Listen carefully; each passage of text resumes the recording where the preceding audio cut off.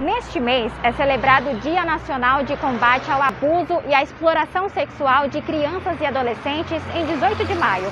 Para entender mais sobre o tema, estamos aqui no CREAS Maria Pureza, no bairro Inácio Barbosa, para conversar sobre o assunto. Vamos lá?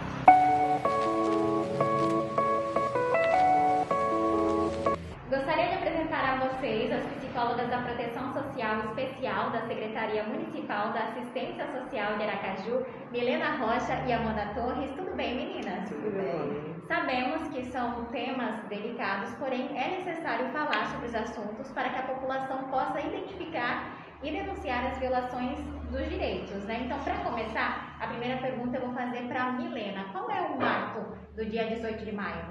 O 18 de maio ele veio como uma luta, né? Uma luta por um crime que aconteceu no Brasil, na cidade de Vitória, do Espírito Santo, conhecido como caso Araceli, né? E isso veio como uma luta pelos direitos das crianças, direitos humanos da criança e do adolescente. Era uma criança de 8 anos que foi violentada por jovens de classe média e que raptaram, torturaram e violentaram sexualmente essa criança de 8 anos. Então, o 18 de maio ele veio como um marco, né, de combate a esse tipo de violação dos direitos da criança e do adolescente. E Amanda, o símbolo da campanha é representada por uma flor amarela. Qual o significado? Então, essa flor amarela, ela surgiu, né, no ano de 2009, durante a campanha, né, de mobilização de combate à exploração, né, sexual infantil. E aí ela significa, na verdade, ela representa, né, os desenhos que são feitos durante a primeira infância da criança, né? E aí, associado a isso, tem a questão da fragilidade da flor. Então, fazendo uma comparação da fragilidade da flor com a fragilidade da criança.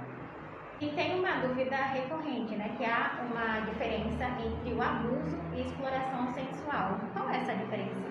De maneira muito sutil, o abuso ele vem com as vinculações familiares, ele vem com as vinculações que a criança tem diante do abusador, que é o pai, o irmão, os tios, os avós, até um vizinho também, tem um vínculo com a criança. Já a exploração sexual, ela vem como uma forma de gratificação em troca, né? É uma troca, como a gente já conhece muito, que é a exploração sexual, que é propriamente dita, que é autônoma, é aquela que tem um ganho financeiro, é uma moeda de troca, a questão do ato sexual, né? E não há um vínculo, né? E há várias formas, né, de exploração sexual e de abuso, que a gente pode citar o abuso, a pornografia, o assédio, a exibição, né? Já a exploração é a exploração propriamente dita e o tráfico, né, a troca, o oferecimento por outras vantagens, que é a troca daquela criança por um ato sexual, ela vai trocar por um tênis, por um celular, né?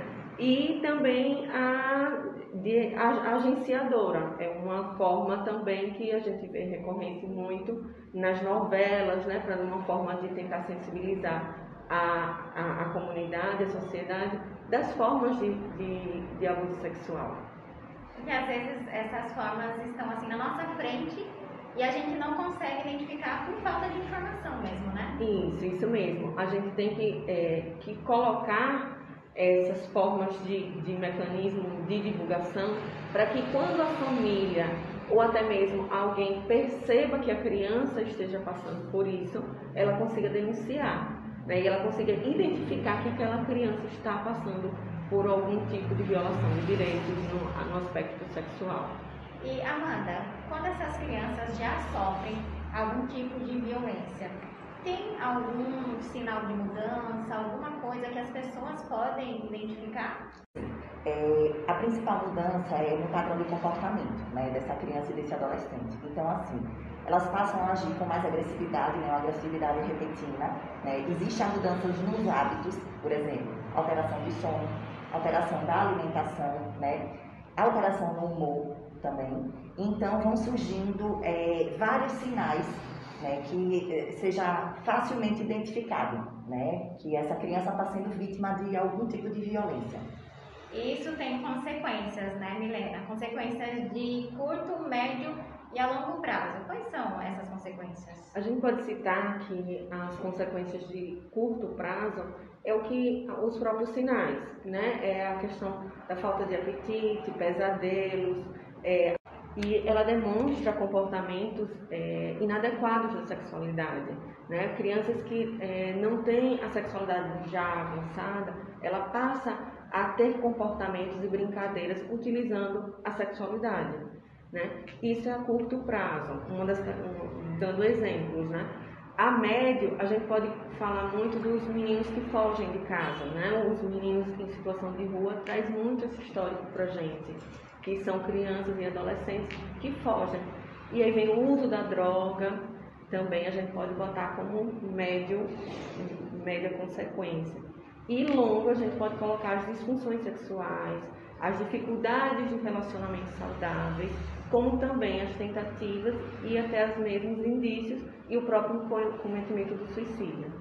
E o que as pessoas devem fazer quando identificarem que algum adolescente ou a criança está sofrendo a violação de direitos? Então, procurar, né, ouvir a criança, né, sem julgá-la, sem fazer julgamentos, sem críticas, né, e levar em consideração tudo que é dito pela criança, né, e em momento nenhum forçá-la, né, a dizer, procurar ajuda de um profissional, né, para que possa auxiliar, né, nessa situação. Complementando, a família ou até a pessoa que presencia ou a criança dê indícios de que está passando por alguma situação de violação, ela pode fazer a denúncia, né? Temos vários canais de denúncia, um é o Disque 100, outro é através do Conselho Tutelar da região, como também temos várias delegacias que podem fazer esse serviço. Muito obrigada, meninas, pelos esclarecimentos e pela participação de vocês. E agora eu gostaria que vocês deixassem uma mensagem de conscientização para quem está nos assistindo neste momento.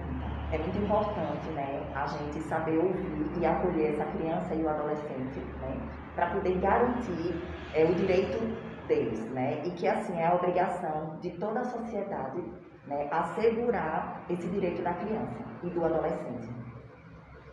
Vale a pena frisar que esse momento, a pandemia, a gente precisa não se calar.